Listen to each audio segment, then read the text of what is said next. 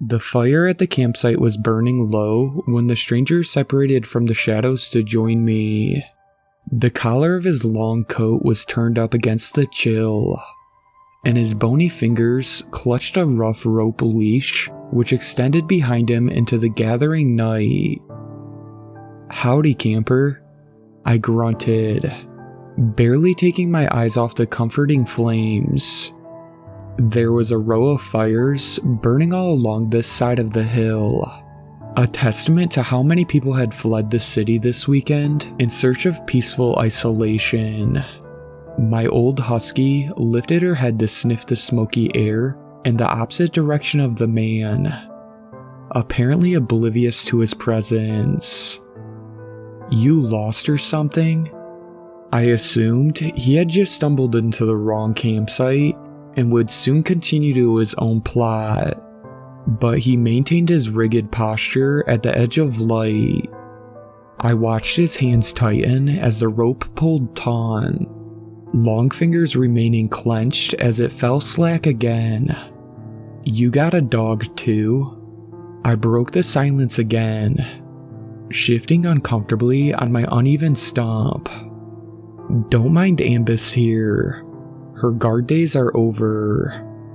She's almost blind and won't hear a thing you say unless it's about food." Ambus perked up again, leaning into me as I scratched the thinning fur behind her ear. The man in the coat took a step forward and perched upon a rock, about twice the distance from the fire that I was.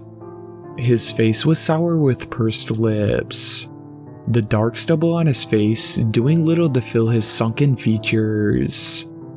He gave a sharp tug on the rope, but it went taut as his animal resisted the effort. I could only distinguish his dog's silhouette in the shadows, but it seemed oddly lumpy and misshapen from here.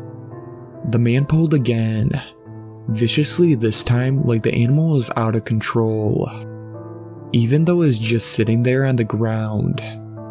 The animal didn't relent, however, and the man just shook his head and let the rope fall slack again.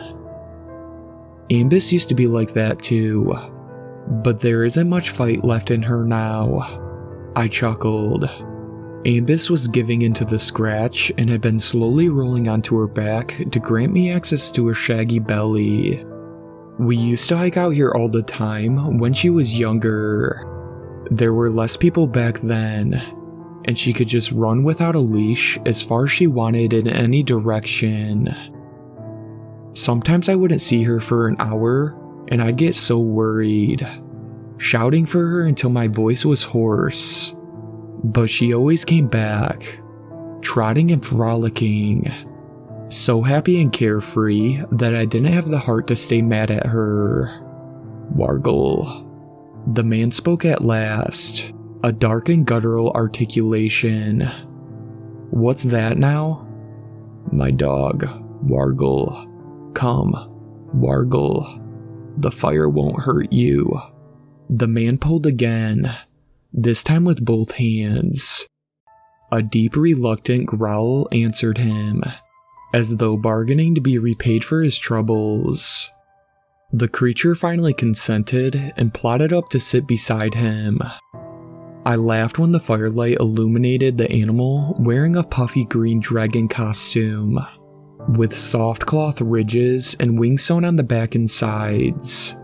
The black lab had narrow yellow eyes, which indicated it knew exactly how ridiculous it looked.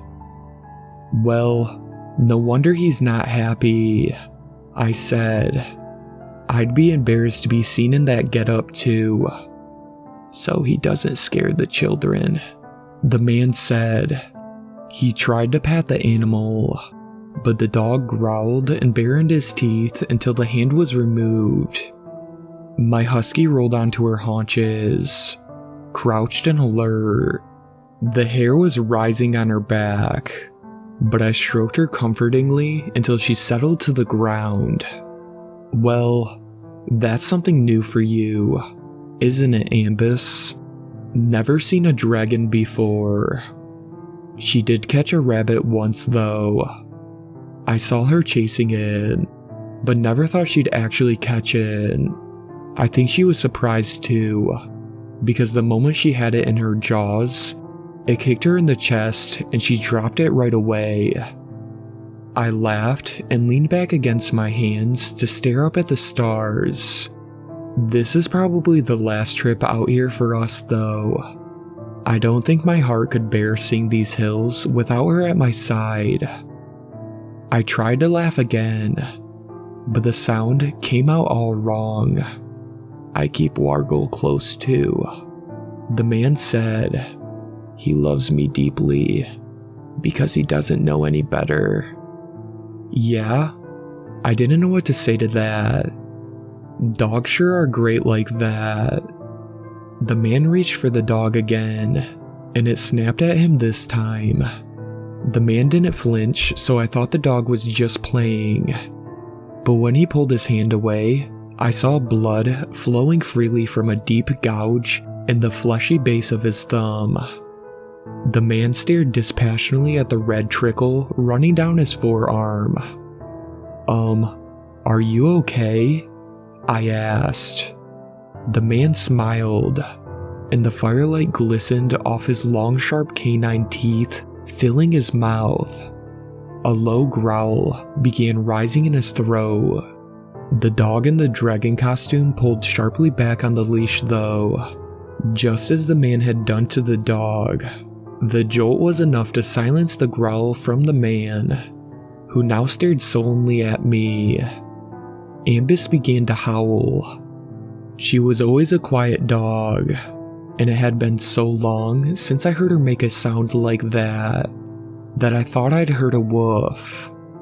She looked like she was getting ready to lunge again, but I grabbed her by the collar and snapped her leash back on.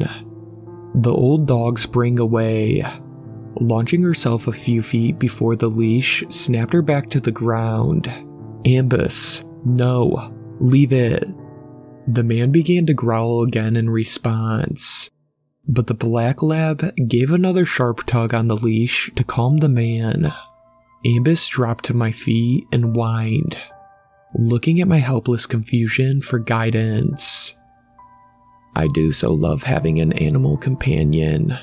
Wargle and I, we are going to be together forever. It was the black lab speaking now though, while the man continued to growl. I even caught a glimpse of evenly spaced human teeth in the dog's mouth. Together forever. Would you like that? For her to be like Wargle? The black lab inquired innocently. The voice matched the man perfectly, and my eyes kept flashing between the two to catch how the ventriloquism act was performed. The man's lips were tightly pursed again though, the growl never quite vanishing. I don't want forever. The words caught in my throat. Then you don't love Ambus like I love Wargle. The black lab said. It twisted and pulled, and suddenly the rope slipped free from around its neck. It was advancing, but Ambus was ready. I wasn't expecting how powerfully my old dog launched herself. The leash tore free from numb fingers.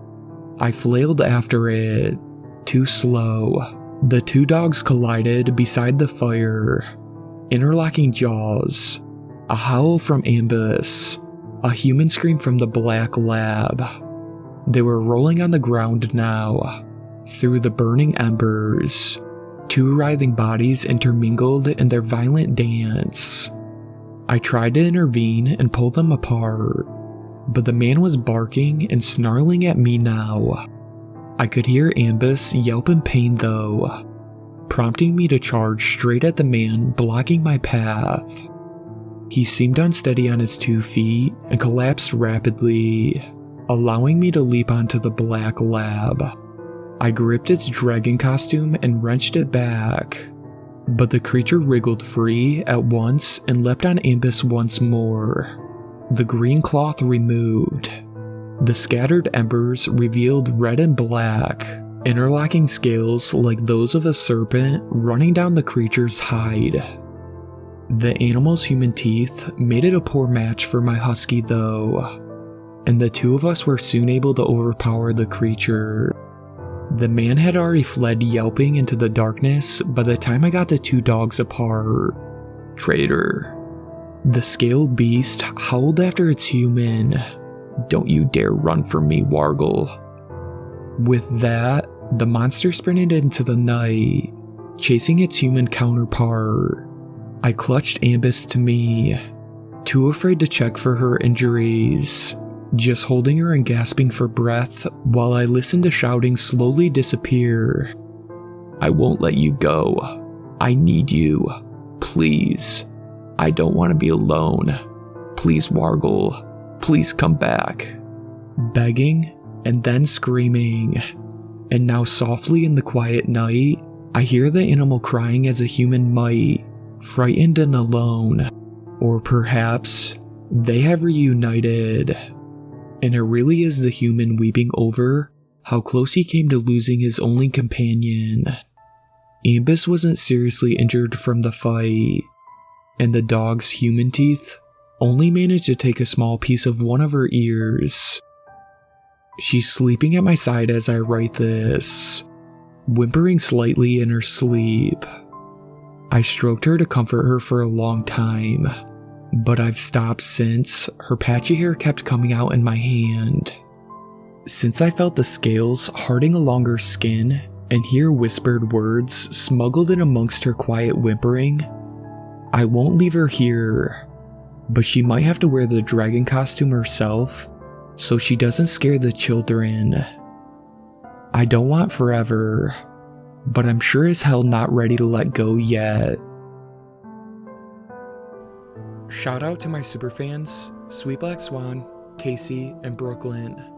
I really appreciate you guys supporting my channel, and I really look forward to making more content for everyone.